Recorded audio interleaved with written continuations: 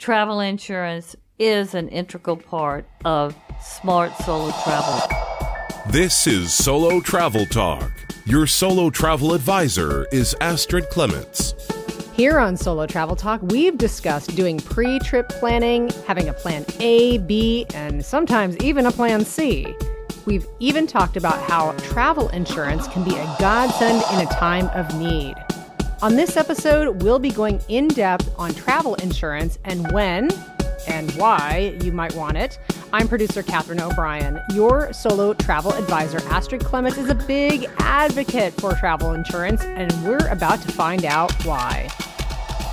I definitely am a big advocate of travel insurance because it not only is smart, but it can save you a lot of money when things go wrong. But before I get into the substance of the show, I do need to share a brief disclaimer. I am not a travel insurance expert.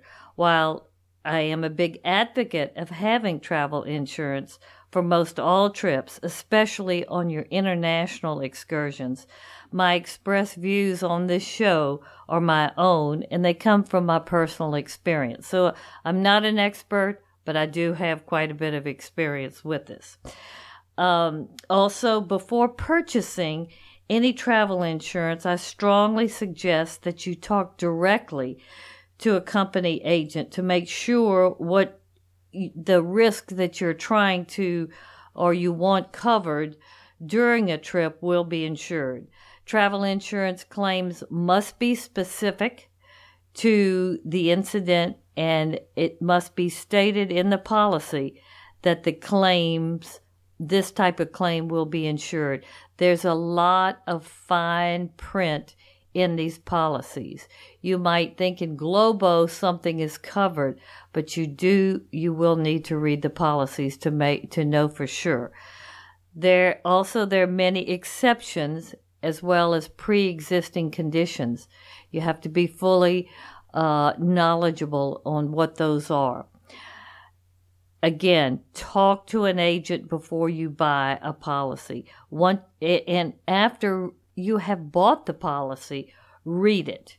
And if there's anything that you're not comfortable with, you can cancel it. Most of the companies that are the bigger, highly rated companies let you cancel it within a certain period of time.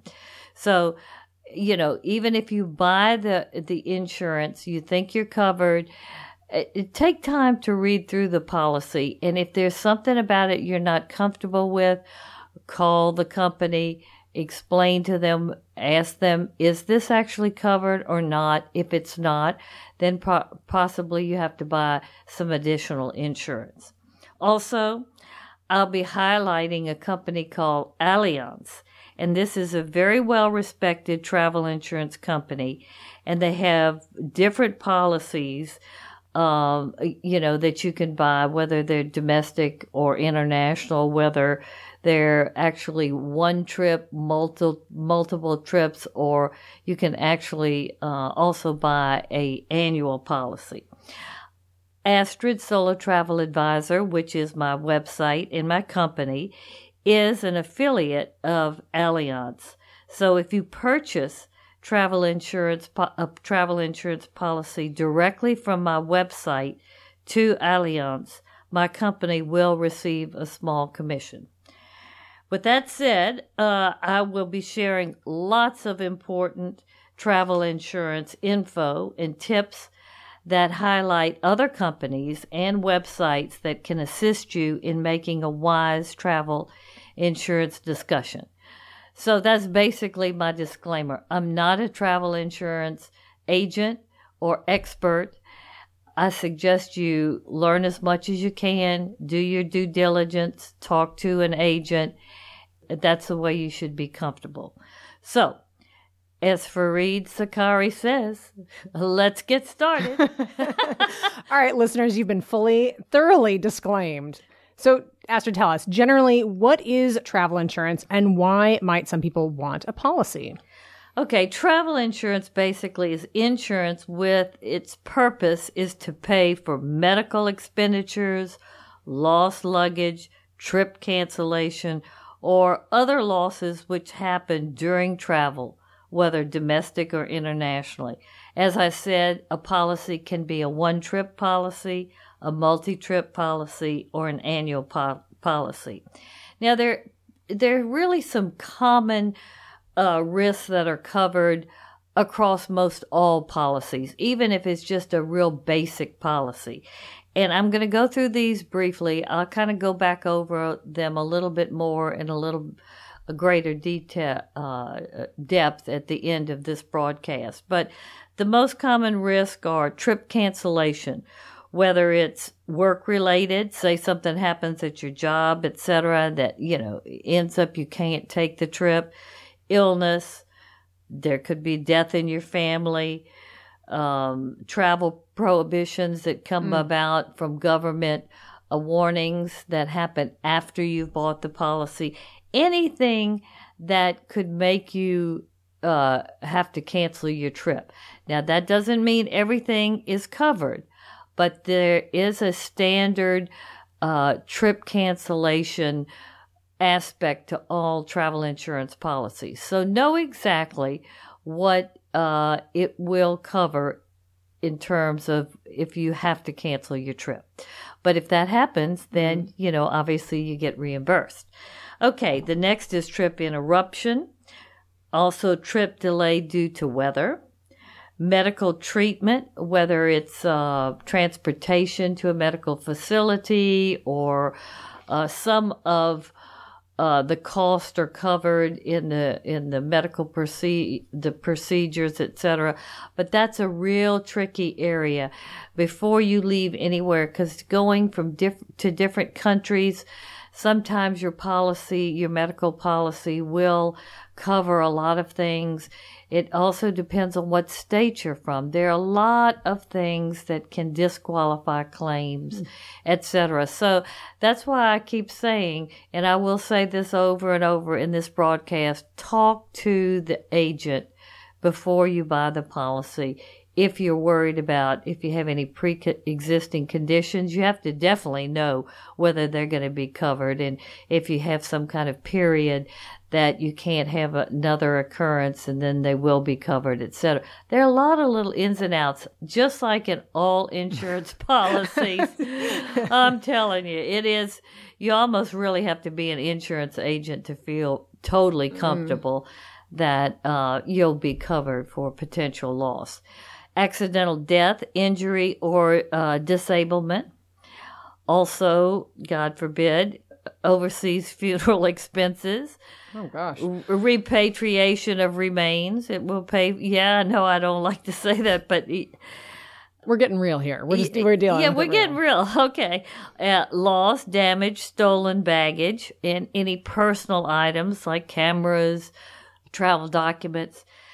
Also, delayed baggage. I mean, this unfortunately happens more than any of us would like to, I guess, say that how could they lose my bag or why is my bag late? Well, it does happen.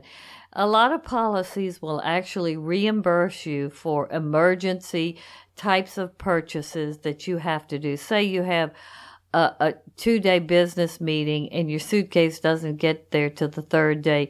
You run out to a department store or whatever, and you have to buy a business suit or whatever. Most of the time, I mean, there are caps on how much they will pay, but if it is it's an expenditure that really you needed to do in terms of you didn't have your luggage, etc.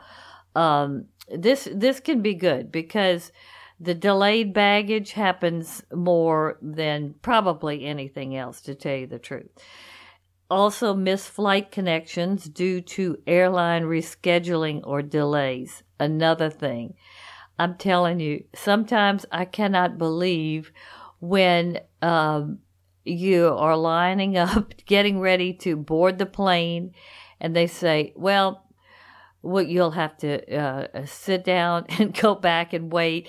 They have found something that they need to work on the plane or whatever. And then it just starts. It's a downhill cycle.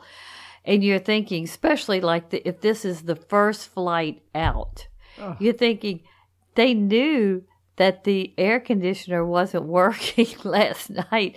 They couldn't get somebody else in there during the middle of the night to fix the plane or solve the problem. And the airline industry is in complete control of your flight, etc. So this happens a lot. And, then if there's a delay in a flight coming in, and it makes everybody else delayed, and then it's just a snowball effect. The last typical thing covered, and it's kind of hard to believe that this is covered, but it's hijacking. That's another thing. None of us want to think we're going to get hijacked.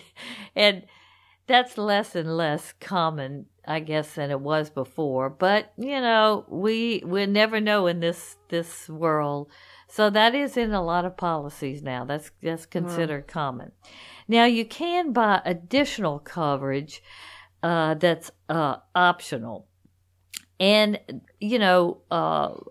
say if you're doing dangerous sports activities, and a lot of times these policies, even if you call and you say, well, I'm going to be going to Paris and then I'm going to do this, I'll take a little side trip, they will ask you specifically, are you going to be parachuting? Are you going to bungee jumping? Yeah. Are you going? Will you go to the mountains? And ski, mountain climbing, scuba diving, anything that they consider to be a risky sport, you have to get additional coverage for. Don't think that if you have an accident doing that, it will automatically be covered. So know that. I'm just laughing to myself here a little bit because we talk on all our other shows about doing all these fun and exciting things. And now here on this show, we're like, oh, yeah, and your insurance might not cover you. Yeah, well, adventure travel is very big right now. And there are a lot of solo travelers that want to do a lot of this. Yeah, of course. And so you need to know that when you buy a travel insurance policy, you need to ask about that. And if it's not covered and you're going to be doing this, I strongly suggest that you get this coverage because if something happens, you're going to be sorry you didn't get it. Okay, another thing that you can get optional coverage for is cancellation for any reason. Now, that is a really good policy. Now, it'll cost you more, but it will give you peace of mind. Another thing is third-party insolvency. Now, you never think about this. But, Air Berlin went out of business, and that was a very popular low-cost carrier that went transatlantic. Tour companies do go out of business. Certain, third parties in the travel chain that you might come in contact with, they could up and not be there the next day. Something happens. So, you can get extra coverage for that if you have any kind of feeling that there is what possibly could be a problem. Okay, another thing is you can get pre-existing medical conditions covered. There are a lot of things that you have to divulge, and there are a lot of ins and outs in pre-existing conditions. So there are policies and also extra coverage that you can get that you can just cover pre-existing conditions. So there's no way that they cannot honor a claim. It's just an option. Yes. But it's a smart one if, you do have some health issues. Also, travel to high-risk countries where, there has been a natural disaster. Mm-hmm. They've had some terrorist incidents that, in the travel insurance companies feel like that it's more dangerous to travel there. So you can buy coverage to travel to these countries, but no, it will cost you. Now, common exclusions. Again, the pre-existing medical conditions. That is one of the areas that you really do need to ask a lot of questions. Or if you're traveling for the purpose of having some sort of medical treatment done. Now, medical travel is becoming more and more popular. Yeah. And, there are a lot of ladies that are going to Brazil now to do some of their their reconstructive or cosmetic types of things that lots of people like. And it's, so they're, and then even like in India, in the United Arab Emirates, some of these medical areas and facilities are absolutely fabulous now, and some of them are a lot less expensive. So people are considering doing this. This is a common exclusion. So just know that. Then war. Granted, if you're going to an area where Astrid, I was not prepared for how dark we're going on this show. But, like I told you, that's why I did the disclaimer. But I know. we have Okay, right. Okay. Yeah, we have to talk about these things. And I mean, most solo travelers are not going to go to a war zone. But I would feel remiss if I didn't say that. I didn't prepare myself for it. And then, of course, terrorism. But most policies have trip cancellation that includes terrorism, but only if the act of terrorism meets the policy parameters. And it has to happen. I mean, there can't be any threat of terrorism before you buy the policy, etc. There are a lot of little things, but some policies do cover terrorism, but there can't be any hint of it when you buy it, okay? But there's the parameters deal with the place, the type of terror incident, and the date of the occurrence here again.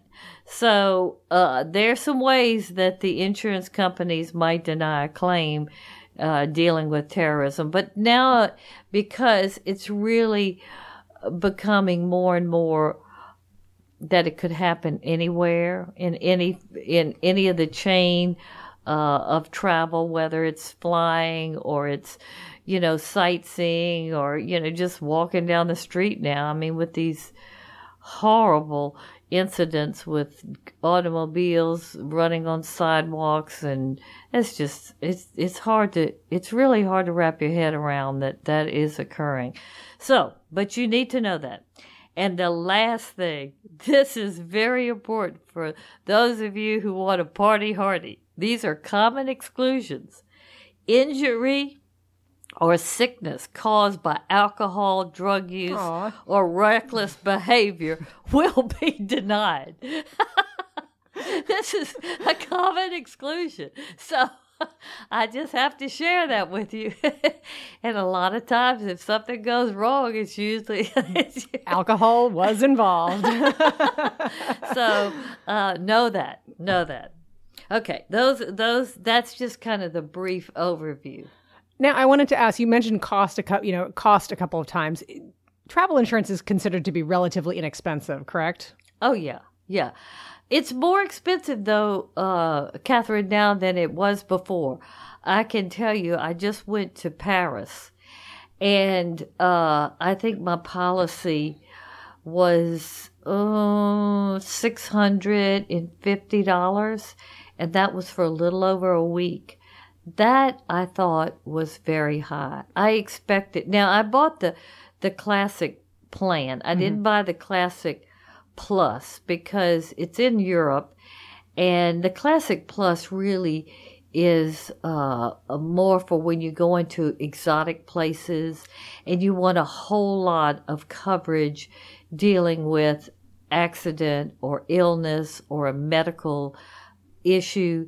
In Europe, and especially, Paris, London, Rome, you have wonderful medical facilities. People speak English, American hospitals, etc. So that in the classic plan is pretty good. And here again, I called, even though I don't know how many travel insurance policies I've purchased, but every time before I purchase one, I will call up the company and discuss exactly what I want covered to make sure that the plan that I'm choosing is what I need. The right fit. Yeah. So that's it, that's kind of the cost of, and I think I valued that trip to be $6,500. So it worked out to be about 10%. That's interesting. Yeah. It kind of works like that. You know, somewhere in between, I'd say 7 and 10%. Can you give a couple, maybe like an overview of how travel insurance would work if something went wrong with a trip? I first want to kind of talk about why some people would want a policy. Yeah, okay. And it really, I know I've kind of gone through some of these aspects of what's covered and what's not covered and what additional coverage, but I can tell you, travel now, in many ways, is a lot more automated because of technology and more people are traveling. But when things go wrong, I'm telling you, it is like a snowball going down the mountain fast and getting bigger and bigger. So you definitely need to consider it. I mean, I never go internationally now without it. Domestically, that's really up to you. I think probably domestically just depends on how much you're going to spend on the trip, the purpose of the trip. Say if it's a business trip and things go wrong and you're not going to be reimbursed and it's going to be a big loss in certain ways for the company, it's smart to get it. You know, so you have to make that decision. And I'm a U.S. citizen, you know, for any of you international listeners, I mean, each country is different. So you need to kind of decide whether you should have it domestically or not. But internationally, absolutely, because it really does put your mind to ease knowing that, you know, if something really goes wrong and you have to come out of pocket with $1,200 or something like that, and you know it's covered, it might be a little bit of an inconvenience or hassle to file the claim when you get home, but you're going to get reimbursed. Yeah. And so, you know, even though it costs you some money, you're not totally out. So peace of mind is wonderful. Bottom line, things can happen that are out of your control that end up costing you extra money, or they prohibit you from enjoying the things that you've already paid to do. You know, if you're going on a cruise and just like what happened in Atlanta, the airport loses power, you can't get out of Atlanta to go to Miami, the cruise ship's already left. Before you get to the cruise ship, which might be in the Bahamas or Jamaica, it's going to take you 2 or 3 days to get there. You've missed the first couple of days of your cruise. So if you have travel insurance and it's none of this is your fault and it's specifically covered in the policy, you will get reimbursed. Over and above, a lot of times, even the cost of the, you know, the policies, they have some very good trip interruption kinds of triggers. So it's really, I mean, it's wonderful to have this when things go wrong. So travel insurance will reimburse you for the added cost and the missed activities. It's specifically covered under the policy. Travel insurance really is not a necessity. It is an added expenditure. But to me, it is so wise for the solo traveler. Because, you know, you're there by yourself. And when things go wrong, I mean, you get very stressed. So if you know you've got this policy and you're pretty familiar with what's covered, and say an incident happens and you know you're covered, you're much more likely to just roll with the punches. You'll just know that it's just one of those things that have happened. So peace of mind, number one, is important as a solo. That's worth a lot. No, as a solo traveler especially. Okay, then here again, and I've said this a couple of times, it will reimburse you for covered out-of-pocket expenses and missed prepaid activities. Then many policies, and this is one of the things I like so much about Allianz, is they have a 24/7 hotline that people can call for assistance. And I think that is fabulous for a solo traveler. You know, you're by yourself, you know, you don't know what to do in a particular situation. You know, you're with your luggage, it's lost, or you have things stolen, or so you're in Russia, you want to know exactly how to file a claim. Should I go to the police department, or do I have to get some kind of formal, write-up of what happened, or can I just come home and say that this happened to me on, whatever date? Yeah, exactly. So that's wonderful. That 24/7 hotline, you can ask them about anything. So just like auto insurance, when things go wrong and you have a legitimate claim, you can get monetary compensation for your loss. So that's why you want travel insurance, for peace of mind and, loss recovery, monetary loss recovery.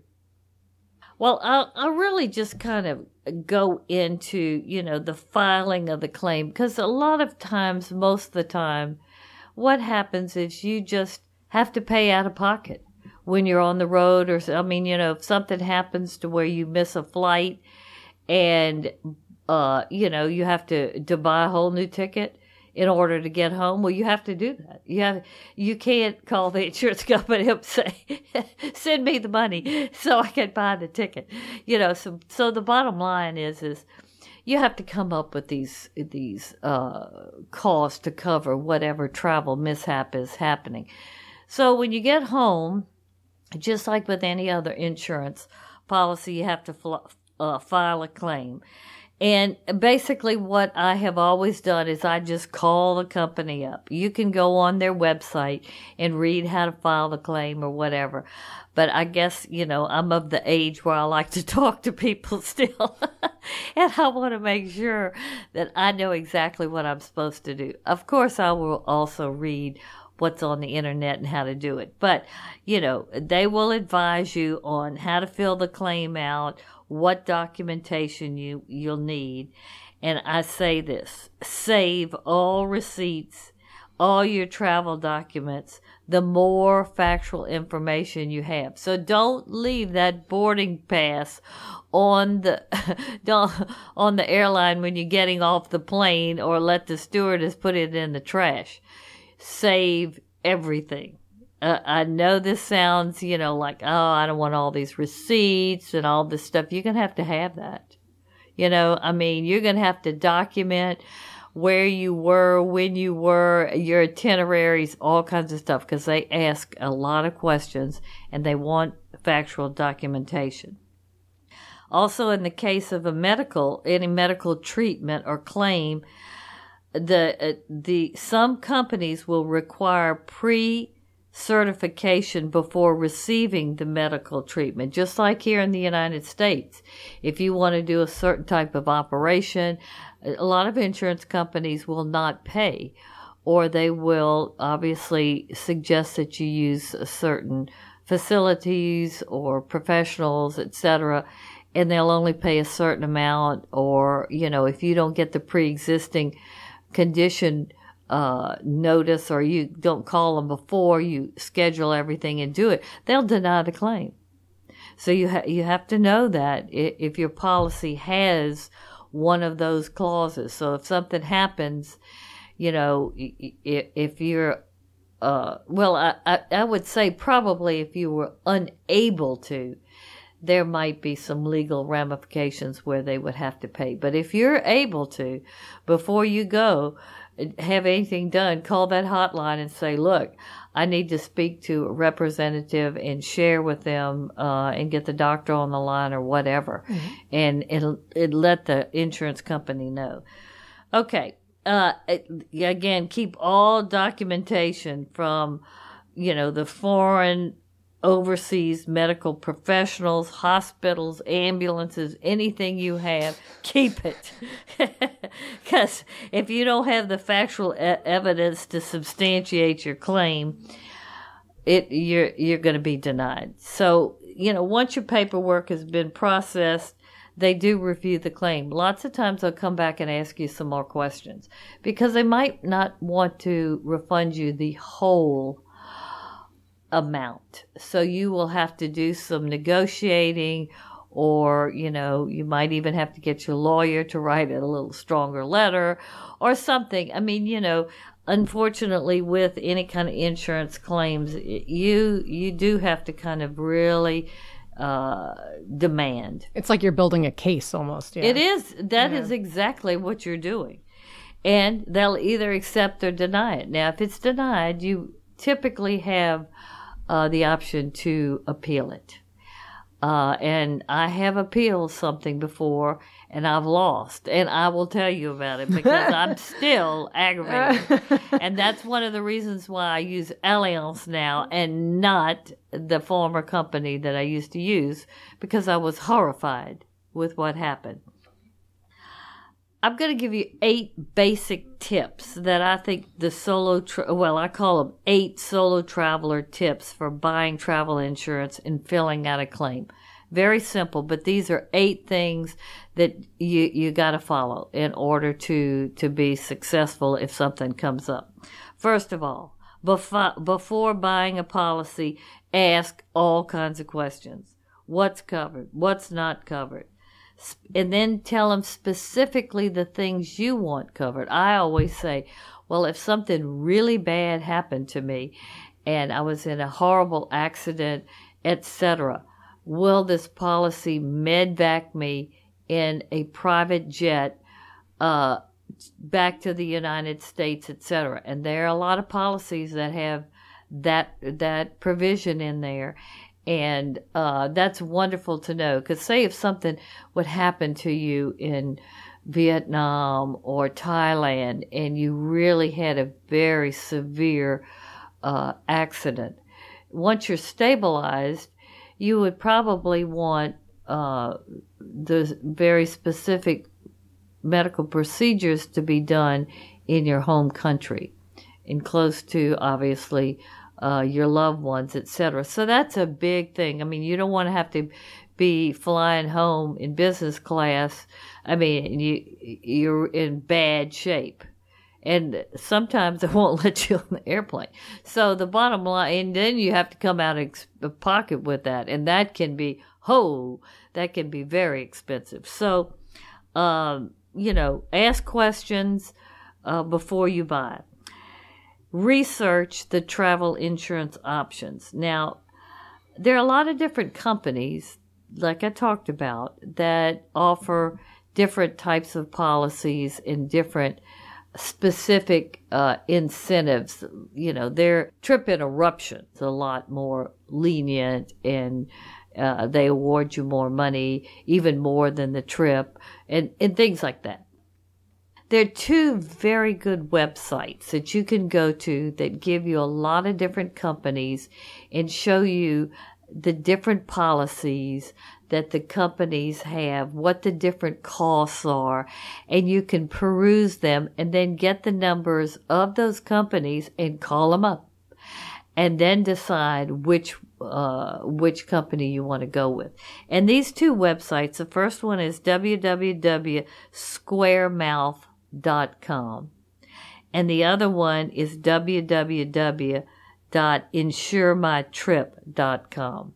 Both of these sites are really good to give you comparisons, options, cost, lots of good information on here. So I suggest, if you don't know anything about travel insurance, this is a good place to start, because you'll get more familiar with everything, and you'll determine, what you're comfortable with, etc.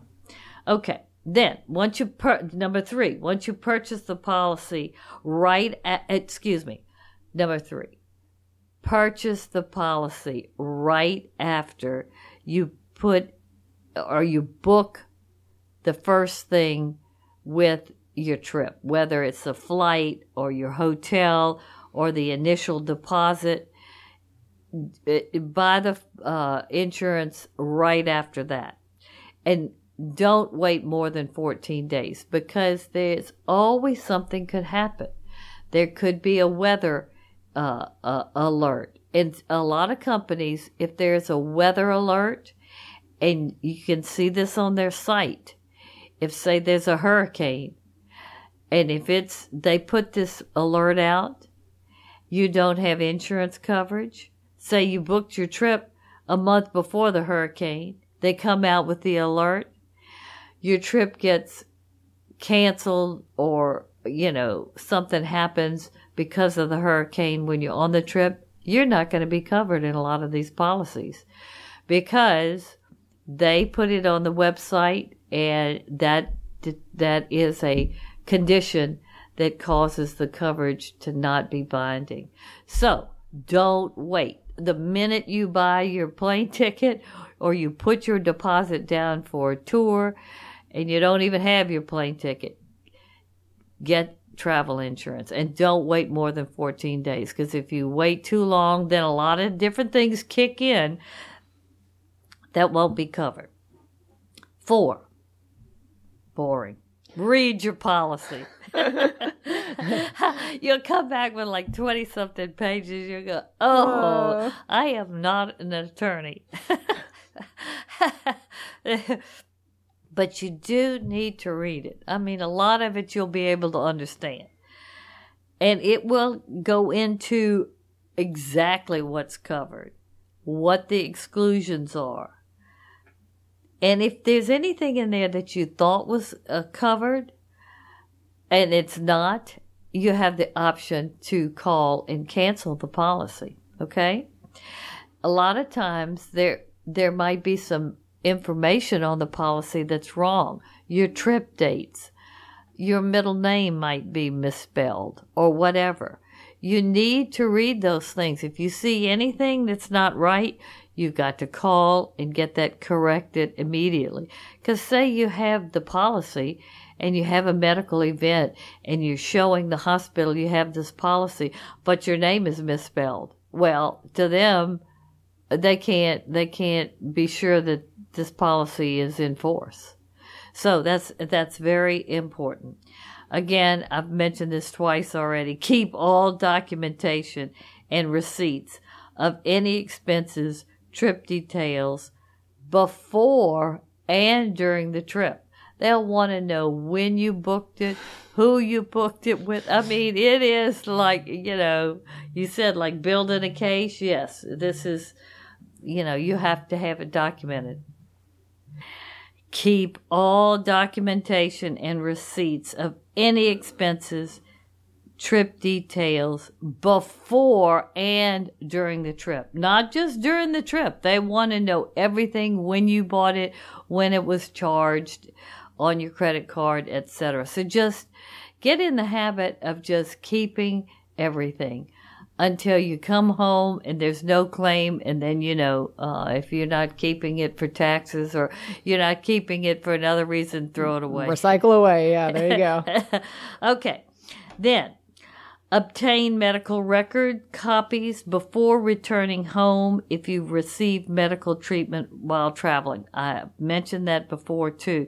But a lot of times if something happens, you'll just be so happy to get out of that doctor's office or whatever. You forgot. You need to get everything in your file, anything that was written down or that, etc., that's a hard copy. And don't just give them your email address. I mean, they can do it, but you're still leaving there without that documentation. And once you get home, they don't have any connection to you, and then you might not get it. Yeah. So that's important. 7, fill out the claim forms completely and in a timely manner. If you don't fill them out in a timely manner, that can be it can be another thing that will cause the company to deny your claim. So don't wait a year afterwards. You're just too busy. Yeah. No, I mean, you have to get home and at least call the company, ask what's the grace period, how long you have to do. Get them to give you a claim number then.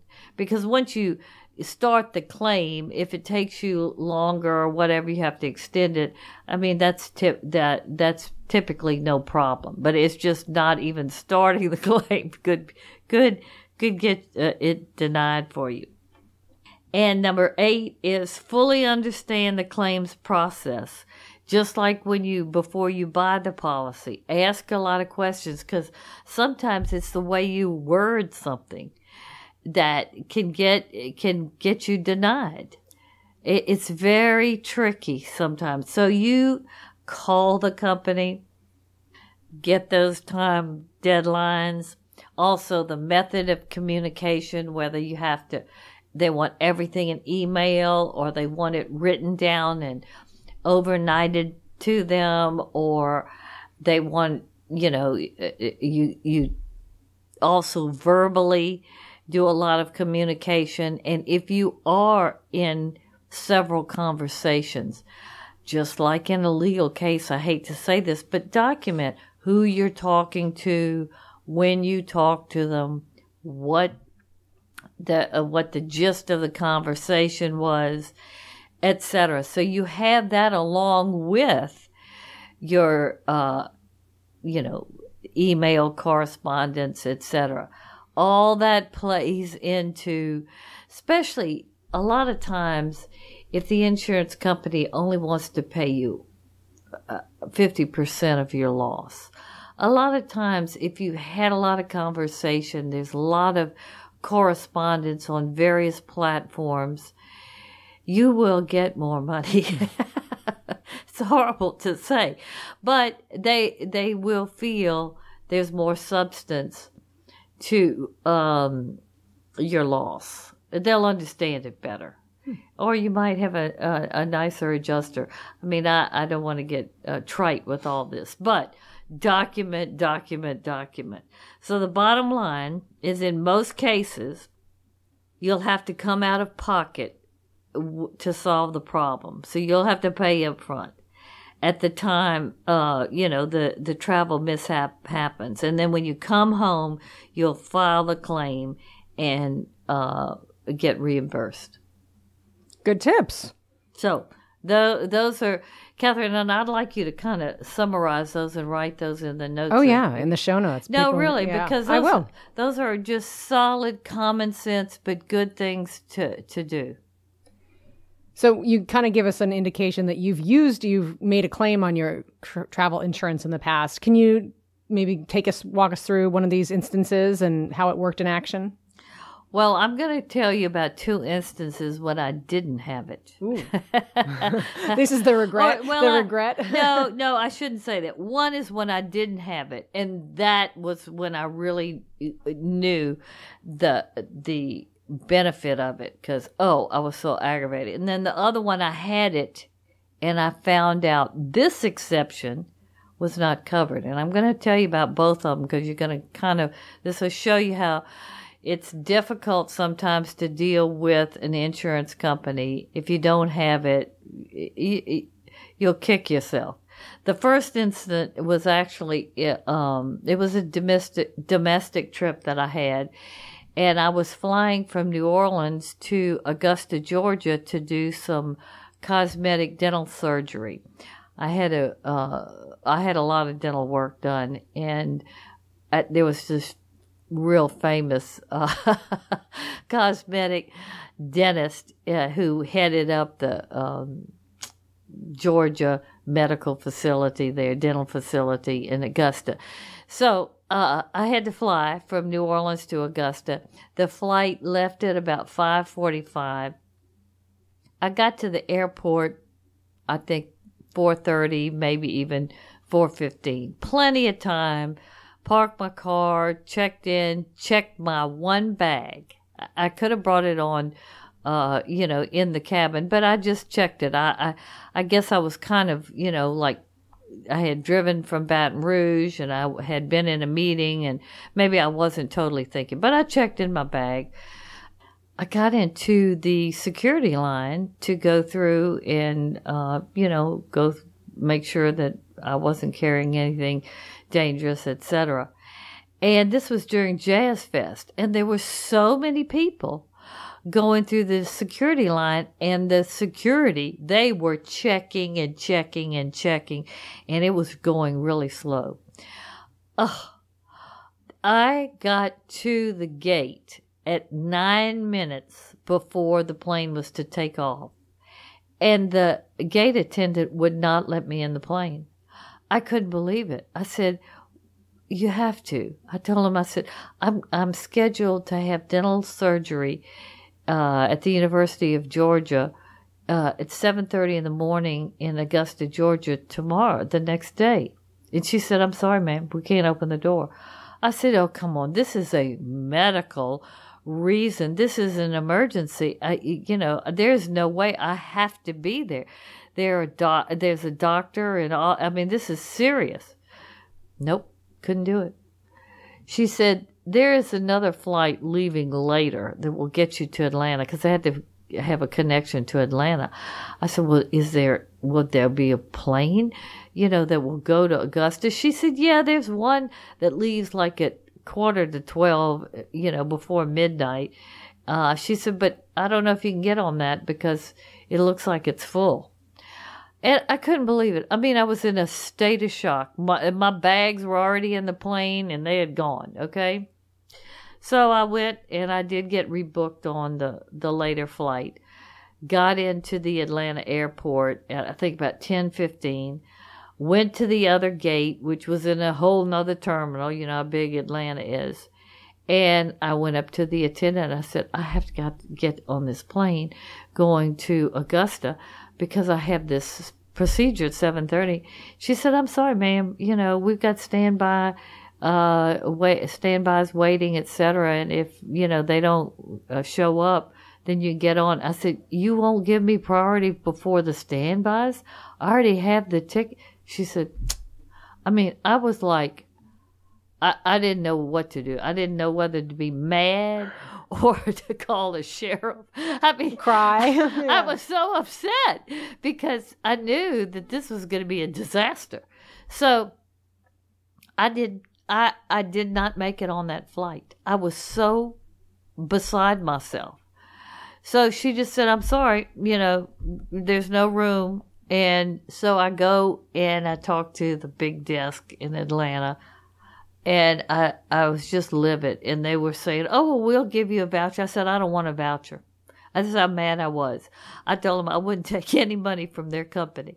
I said, this was totally unreasonable.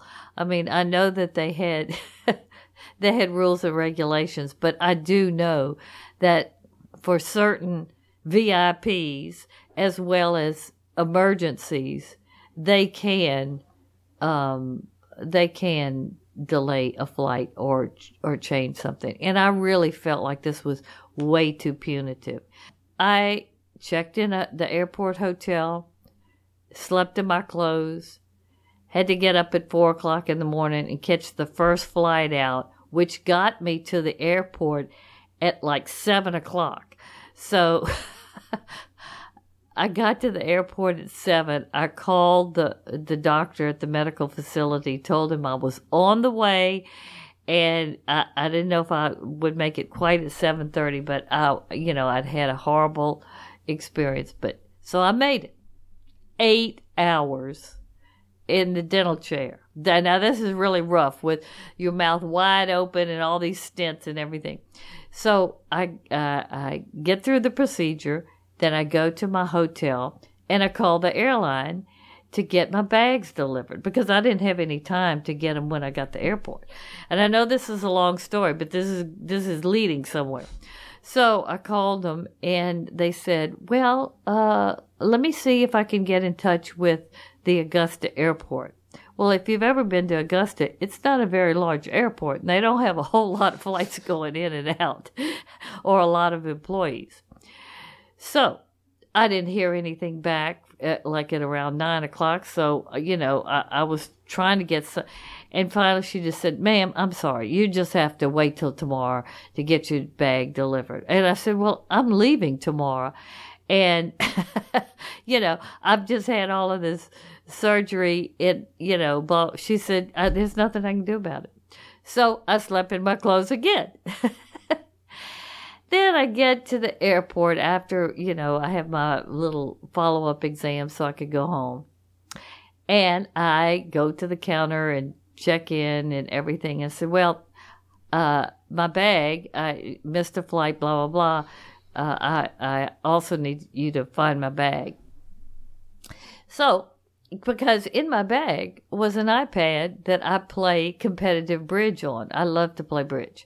So they rummage around, and finally they bring my bag out in 15 minutes, and I go in it. I'm ready to go change my clothes, and my iPad is gone. I was so aggravated. I mean, I couldn't believe it. So when I got home, I filed a big claim with the airlines because they are supposed to keep your bags, protect your valuables, and, surely not let anybody go in and take your iPad. Well, let me guess where this claim went. This claim it wasn't big enough. It was too small. They have some kind of, if it's not, if it's not de minimis rules or something like that. Oh, it made me so mad. Oh my gosh! I told them, I said, let me tell you something. This is a matter of principle. It's not the matter of the money. I mean, if you do not feel like your customer is valued enough to reimburse them, for this incident that was truly a bad trip and all these things that happened, then that tells me that you really this is just a big corporation that really is not about taking care of the customer. And I'm telling you, I never fly that airlines unless there is nobody else. Because I can tell you, that same airlines, and I'm not going to berate them, over the air, because I don't like to do that. But there's always an issue. There's always something. I mean, and I think that's a real problem with corporations. If they don't value the customer in some kind of way, just don't use them. That's my advice. Avoid them at all costs. Vote with our dollars somewhere else. So I didn't have travel insurance, and that really did aggravate me. So don't think you can get it from the company if something goes wrong. Then the next incident. Now this one, the iPad losing made me mad because it's the principle of the thing, and it was some money, but it was really, I was just the whole time I was, I could have been a cat or something. I mean, human being was not the way I was treated with that. And that's kind of what I felt like, this is not my kind of company. So, but the second claim, now this made me mad because I did have travel insurance. I was going to Russia. And I went through Paris. I had a connecting flight through Paris. And this has been right after the Paris terrorism. Everything on the way to St. Petersburg was great. Coming back, the security was incredible. The minute we got off the plane, the police officers were right there after you stepped off the jetway. You didn't even make it into immigration or to get your bags, because I had to get my bags on the way home, go through immigration, and then recheck them on my flight home. Well, this was so unbelievable. Hit the immigration line. It was going so slow. They were asking everybody every kind of question, from what size shoe do you wear How do, why are you going here? All those standard questions, but really, really, the security was very tight. So that took and I think I had 2.5 hours to get, to the plane or before the plane took off. So that was unbelievably a delay. Got the bags, had to go, through the airport transit system to two terminals down, made it to the desk to check in. The other airline said, we just, we closed the door. I think it was I want to say it was just under 30 minutes. And I said, you got to be kidding me. We've just flown and we're exhausted. My sister was with me on this particular trip, and she had the travel insurance too. And they said, we can't get your bags on there, and we've already closed the door. Boy, when they close that door, Jeez. It's over. No kidding. So, and they said, we can try to help you change the next day and everything. Well, my sister and I, we both knew whatever we changed, we were going to get reimbursed from our travel insurance because this delay had happened. It wasn't our fault. Basically, we couldn't do anything about it. So we decided we'd try to find a flight that same day to get back into New Orleans.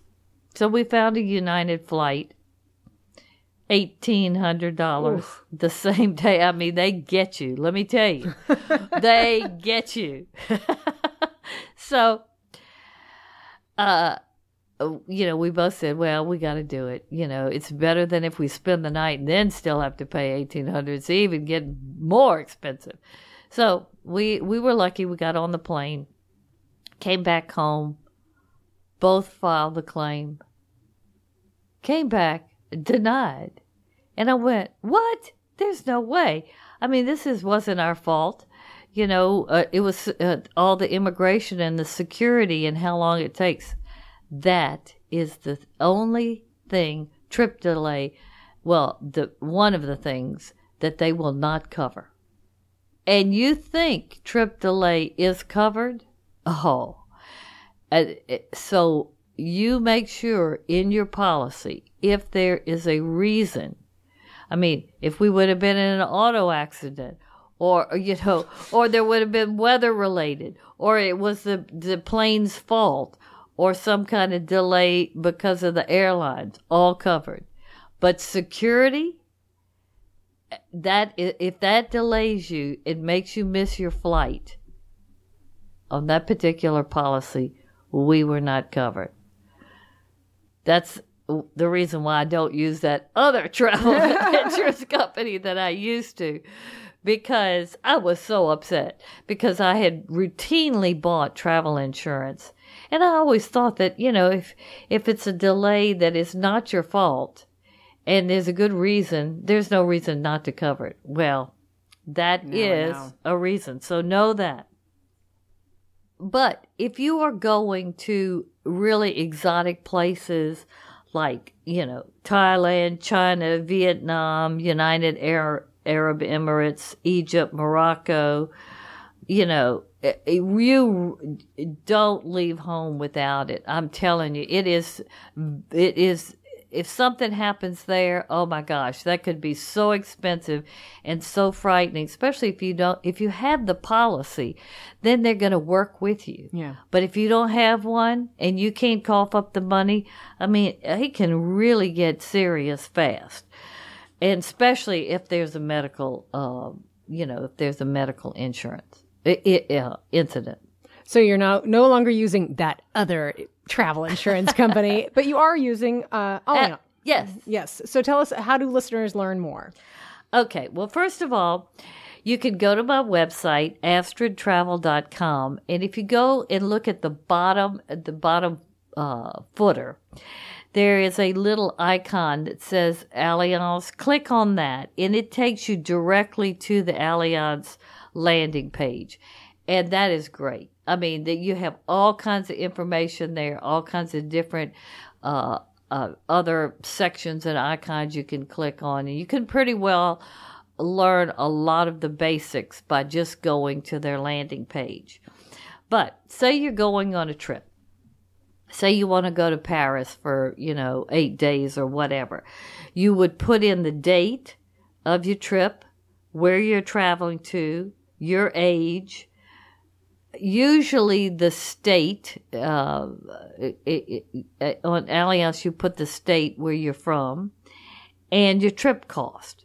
And they'll show you right there what the cost will be for their 3 basic plans. Now, they have a just very standard plan called Basic.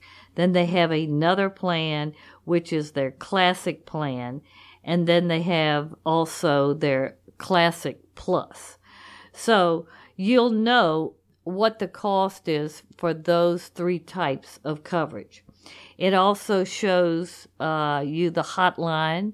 Like I said, you can, once you see those costs, then call that hotline and tell them, these are the things that I want to make sure that I will be covered with.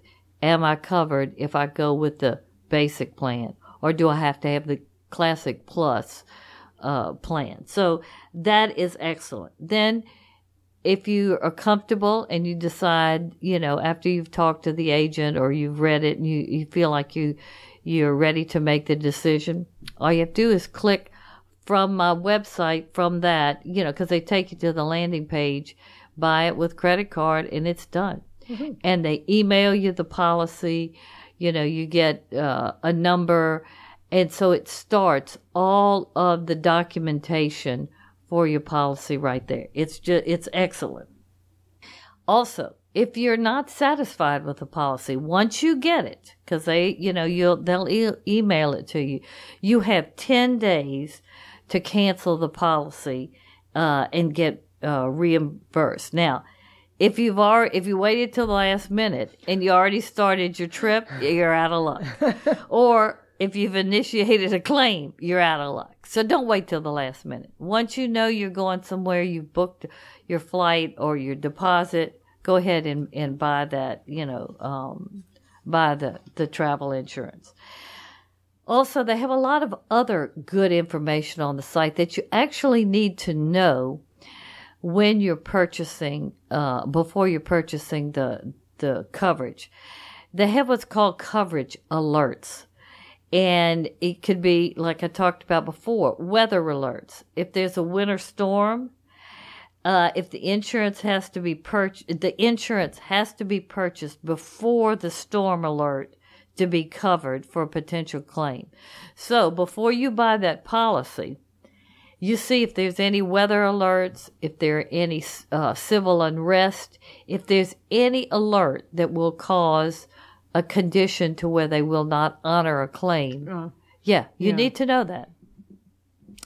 Then they have a real good article called Travel Insurance 101, How Travel Insurance Works. And it goes into a lot of different things. And it helps you understand really what is, covered and not covered.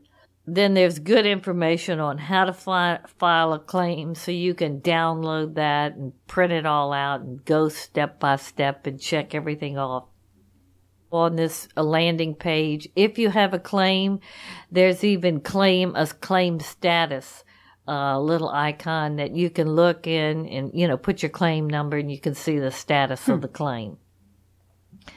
The different plans I talked about on Allianz, they have per trip plan, which is either domestic or international, or it can be actually multi-trip. Annual plans, and Allianz does do some rental car plans. I've never used those, but they do have those types of plans. So if you do a lot of business travel and you're renting a lot of cars, and there's lots of things that say, I'm sure there's probably some kind of accident provisions in there. I don't know anything about those plans, but they do offer it. Going to my trip to Paris. Say I basically am going to Paris. I plugged in January 1st through January 8th. I said my trip would cost $8,000. For the basic plan, it came back $439. For the classic plan, it was $642. and the classic plan with Trip Plus, which is deluxe, was $867. Now, I'm going to go into just a little bit of the difference in coverage if something goes wrong, so you kind of understand. Trip cancellation. For all three types of insurance policies, it will only cover the cost of the trip. If you say your trip is costing $8,000, that's what it'll cover. Now, if you're going on a tour, that's easy to document. But if you're going on your own trip and you're estimating that, boy, you better keep every one of those receipts. Wow. Yeah. Yes, but it will it says it will cover the cost of the trip for trip cancellation. Then if you have trip interruption, and there are all kinds of things that can cause the trip interruption.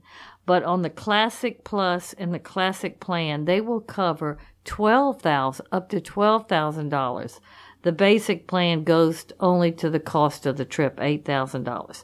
So you get more value for, like, say, if you don't get on that cruise ship and you miss 3 days. Well, or you miss the whole thing or whatever. They will reimburse you even more than the total value of the trip, because you might end up losing your luggage. I mean, all kinds of things can happen. Now, was it a $12,000 cap because you put in $8,000? Are those two numbers related, or is it just like a $12,000 cap total, regardless of the cost of your trip? I'm sure they're related. Okay. I can't specifically tell you why it is valued that way, but I'm sure there's a ratio. It must be like cost and a half or something like that. Yeah. Yeah. I can't really say why. Okay. Emergency medical and dental. You can have some dental problems. What happens if you need a root canal or something? But the emergency medical, $50,000 for the Classic Plus, $25,000 for the Classic, and $10,000 for the Basic. So those are pretty good. But if you have a real serious event, you might even want some kind of rider that will give you even more coverage on that. Like you need to ask whether it will cover that medvac and those kinds of things. Then baggage loss damage. Classic Plus is $2,000. Classic is $1,000, and the basic plan is $500. So it just depends on what kind of clothes you're bringing or whatever. And then existing medical conditions, they do cover them all. Now you need to be careful about, like what I said, pre-existing conditions. But as a principle or basic tenet, they do cover them. But check and recheck before you buy the policy and after you buy the policy, so you'll be comfortable. Okay. Baggage delay. Yeah. $600 in the Classic Plus, $300 in the Classic, and $200 in the basic plan. Now, that would have probably covered maybe the baggage loss or damage, but that iPad, I would have gotten something back if I would have had this coverage. And to go to Augusta, it would have probably cost me $50 for the travel insurance for 2 days. I mean, maybe not even that. I don't know. But the bottom line is I would have been really happy if I would have had it. Travel delay, $1,600, $800, and $300 for the different values of the plans. Missed connections, like I just told you about the Paris fiasco, $1,600 for Classic Plus, $800 for the Classic, which that's the plan I had, so I would have been, got some of the money back, if it would have been covered. If I would have had, the right policy. Then the basic plan is not covered for misconnections, so you have to know that. And then the emergency medical transport, $1 million for the Classic Plus, $500,000 for the classic and $50,000 for the basic. So that's a lot of coverage. So boy, if you're on life support and you need to be med back from, a safari or in the middle of Africa, I mean, you have to be in the hospital and stabilized, and maybe you have to go to Rome before you can go to, I mean, but it could build up. Yeah. If something really bad happened, it could. So that's why I'm going over this over and over. When you travel and thinking about travel, it's all wonderful until something really bad happens. And it can just snowball so easily. So I hope I've driven that point home. But if you want to know more about each one of these specific claim categories, whether it's baggage loss or damage or travel delay, you can click on that category and it will explain what's basically covered. It'll give you a lot more information. Now, that's not everything. You should definitely read that policy and also talk to an agent and make sure. But it gives you more, so you can click on and you'll understand exactly what that category is.